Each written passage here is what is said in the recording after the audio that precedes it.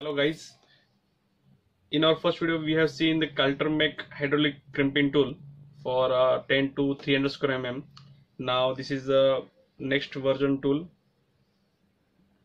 This is capacity is 50 to 500 square mm with a large pump, and this pump can crimp in just 5 pumps.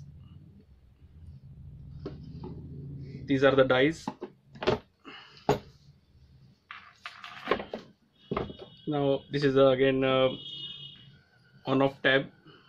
To start we need to on this tab. Okay, now I just start pumping.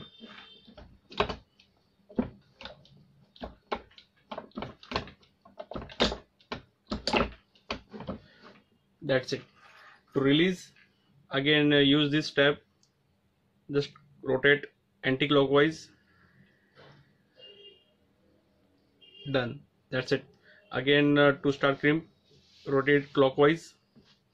This is how we can change the dies. It's a very heavy duty tool. If you're looking for a good quality tool, you can use this. And tool is also not very heavy, it's very light in weight,